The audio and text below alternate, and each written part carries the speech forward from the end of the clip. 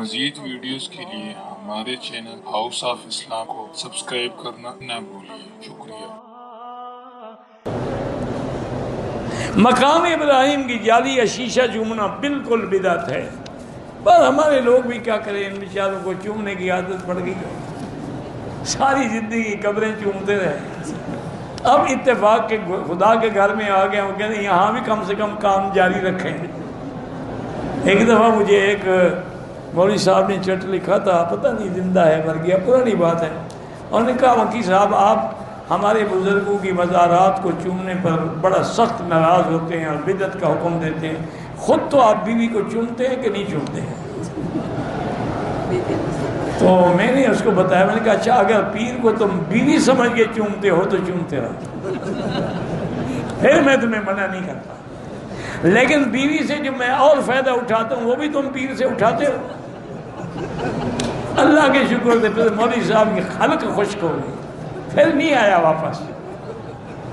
یہ کوئی مسئلہ ہے کہ بیوی کا چومنا، بھائی بیوی کا چومنا شریعت میں حکم ہے، قبر کا نہ چومنے کا حکم ہے۔ بیوی کو چومنے کا تو اللہ کے رسول کا حکم ہے، اللہ کے قرآن کا حکم ہے کہ فاتو حرثکم انا شئتم، یہ تمہاری کھیتی ہے تو کھیتی میں ہل بھی چلانا پڑتا ہے، پانی بھی لگانا پڑتا ہے، اس کے اندر کوئی کیڑا مکوڑا ہو اس کو بھی ہٹانا پڑتا ہے۔ اسی لیے حضور نے فرمایا کہ عورت سے ملنے سے پہلے ملاعبہ، اس سے پہلے کھیلو بلو ہنسو، تاکہ وہ ذہنی طور پر آمادہ ہو اس کام کے لیے۔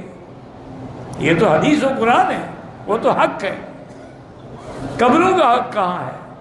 کسی صحابی نے اگر کوئی مائی کا لال جرأت کر کے مجھے دکھا دے کہ میرے مدنی سرکار کی وفات کے بعد کسی صحابی نے حضور کی قبر پہ بوسہ دیا۔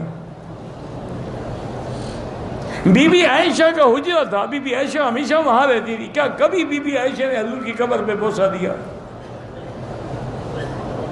تو ایسے مسئلے خود نہ گھڑے کرو کہ جی اگر ہم دے دیتے ہیں تو بندہ بیوی کو بھی، یہ کوئی بات ہے؟ بات کہتے ہوئے بھی شرم آنی چاہیے آدمی کو۔ جنازہ ہوتا ہے، میت باہر رکھی ہوتی ہے، امام باہر ہوتا ہے، بہرحال امام کے آگے نہ کھڑے ہوں۔